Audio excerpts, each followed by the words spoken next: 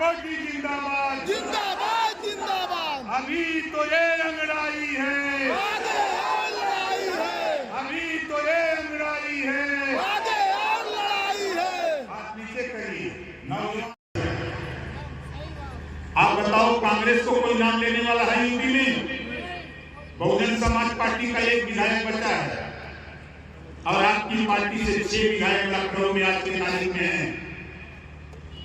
बची है Samajwadi party. Samajwadi party को अहंकार है, इसी 2024 में समाजवादी पार्टी को भी बिछाड़कर भारतीय समाज पार्टी एक न दूसरे नंबर की पार्टी हो जाएगी। अब आप लोगों से कहूंगा, ये मैदान इन्हीं कारणों से हम असफल रहे, लेकिन 2025 हम लोग जा रहे हैं चुनाव में, हम लोग जा रहे हैं चुनाव में, हम लोग एनडीए में शामिल हैं, चुनाव में जा रहे हैं। कितने लोग चाहते हो कि आपका बेटा बेटी भी सिपाही दरोगा बनेगा? हाथ बढ़ाओ। चाहते हो ना? आज मुझे खुशी है कि आज से कई साल पहले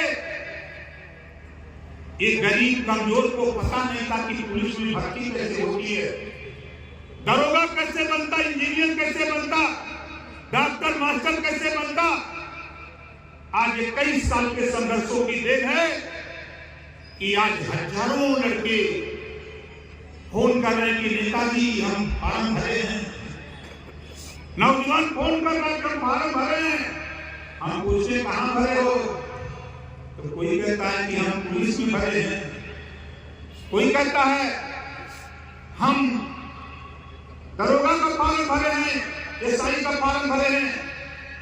इनके थोड़ी और मेहनत करो, थोड़ी और मेहनत करो। आने वाले 2025 9 फरवरी, आज 6 फरवरी है, 17 9 फरवरी को इस मैदान में कहीं जगह नहीं रहेगी। नोट कर लेना। अभी तो हम चुनाव में जा रहे हैं, चुनाव होगा, गर्मी बीतेगी, बरसात बीतेगी, गाना भी बिताएंगे और तब तक आपको जगह देंगे। और इस मैदान में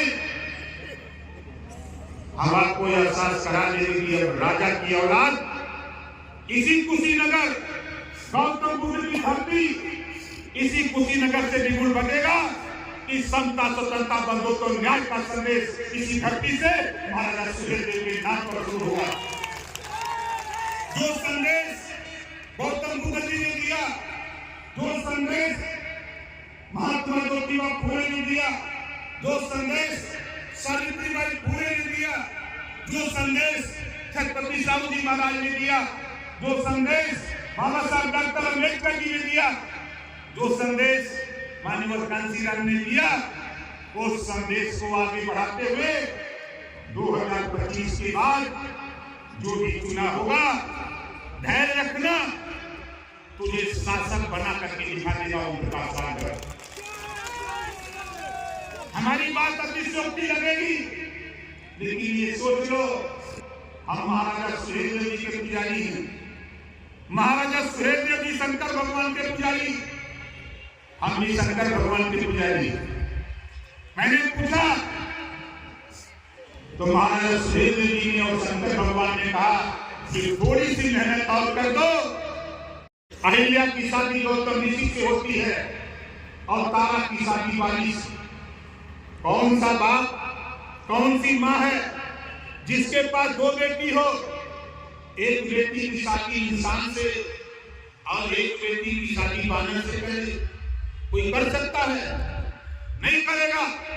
इस नाते साथियों में आपसे कहना चाहता हूं कि न गली लेंग जामन फरमान सुबरी बाली, ये बानर थे, ये भार बानर थे। हनुमान जी ने पतालपुरी में जाकर के राम लक्ष्मण को निकाल करके रावण को मार करके ऊपर ले आए धरती पर। उन्हीं का वंशज।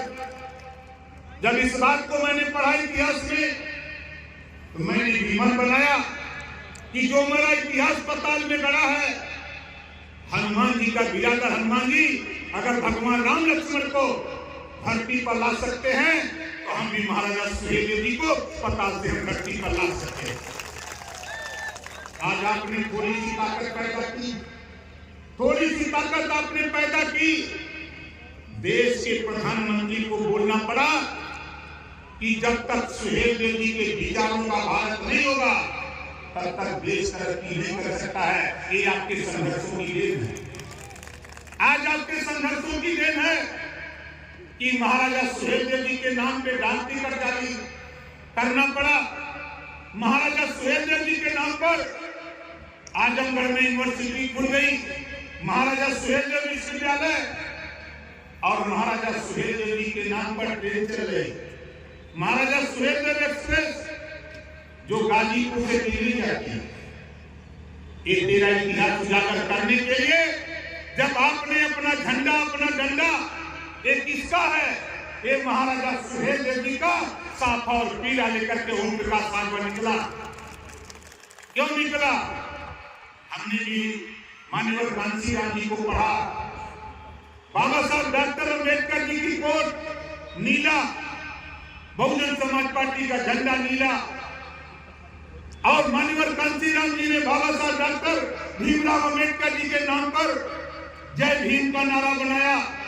तो मैंने भी मन बनाया कि महाराजा सुहेलदेव जी का साफा पीला है तो हम भी उनका साफे का झंडा और साफा बना करके निकलेंगे।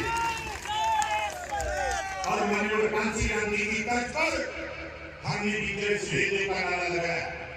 और आज भारत में दुनिया की समाचार agency British broadcasting corporation of London, जिसको आप बीबीसी लंदन कहते हो, बीबीसी लंदन से समाचार प्रकाशित होता है कि भारत में एक बहराइच जिले, उत्तर प्रदेश का एक जिला, ऐसा राजा पैदा हुआ था जिसका इतिहासकारों ने मिटा दिया। लेकिन धन्य है ओम प्रकाश राजभर, एक ऐसा नौजवान पैदा हुआ, अपनी कम्युनिटी को इकट्ठा करके पूरे देश नहीं पूरे दुनिया को बता दिया कि महाराजा सुहेलदेव जी शासक थे। इस काम को हम राजा की औलाद हैं, बोलो है कि नहीं है? ये बात कितने लोगों को पता हो गई कि हम राजा की औलाद हैं? जरा हाथ उठाओ। तो राजा की औलाद, अब राजपाट की लड़ाई हो रही है। देखो, अब राजपाट की लड़ाई में हमने महाराजा सुहेलदेव जी को अपना आदर्श मान करके निकला और उठाया 40 किलो की तलवार। उस आतताई जुल्मी को देश को गुलाम बनाने के लिए आया था, 1.5 लाख सेना लेकर के वो कुंचिया का बहराइच, और धन्य महाराजा सुहेलदेव जी 40 किलो की तलवार उठाया और गाजर मूली की तरह काट करके नानपाड़ा में मैदान बहराइच में दफन कर दिया। ये तेरा इतिहास, ये तेरा इतिहास। आज भी नानपाड़ा का मैदान, कुटला नदी, बहराइच जिला आज भी विद्यमान। लेकिन देश के इतिहासकारों ने हमारा इतिहास नहीं लिखा। 157 साल लगातार जब विदेशी आक्रमणकारी को महाराजा सुहेलदेव जी ने बहराइच की सरजमीन नानपाड़ा, कुटला नदी के किनारे जब सरकलम कर दिया, 157 साल लगातार किसी विदेशी आक्रमणकारी की हिम्मत नहीं पड़ी कोई आंख दिखा दे।